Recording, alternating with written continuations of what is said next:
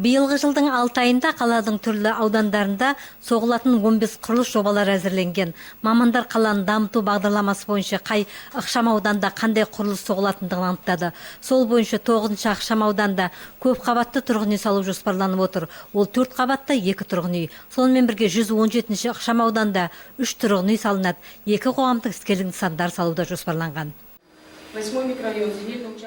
3-ші ықшам ауданында 9-12 қабатты тұрғын үйлер салу үшін жер бөлінген. Көлік аялдамалары, қоғамдық ғимараттар салуға да жер бөлініп отыр. 4-ші ықшам ауданында сауда орындары мен үйлерін салуға жер қарастырылған.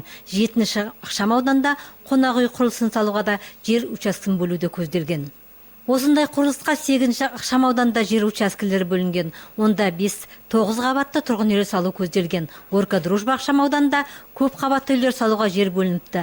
Қаланың мәдениет үйі артында 2,5 гектар жер жеке тұрғын үй салуға бөлінбекші. Жоспарлар 20 жылға арналған қаланың оңтүстік басқа дамуға арналған. Оған 200 гектар жер қамтылатын болады.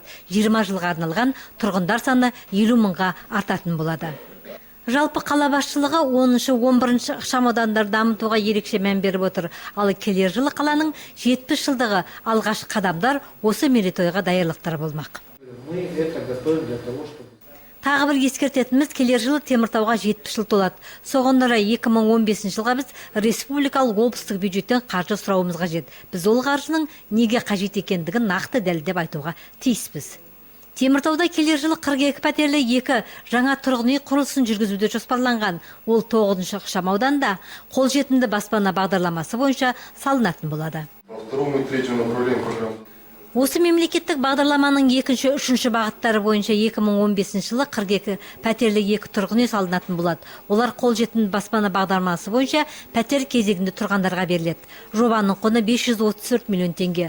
Сонымен қатар 9-шы ықшам ауданда салынады, инженерлік жүйесі жүргізіледі. Оған 57 миллион теңге қаралған.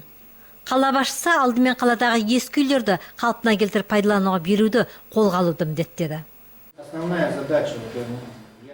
Менімше алдымен 42 пәтерлі жаңа үйді салмас бұрын ескі үйлерден құтылу қажет. Олардың барлығын қайта жөндеуден өткізіп пайдалануға берген жөн. Сонан кейін ғана жаңа үйлерді салуға кіріскен жөн. Осылайша 2015 жылы қаланың сиқын кетіріп тұрған барлық тастанды үйлерді қайта қалпына келтіру көзделіп отыр.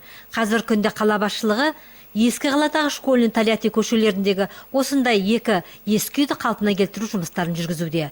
Күзде осы үйлер пәтер кезегіндегі берілетін болады.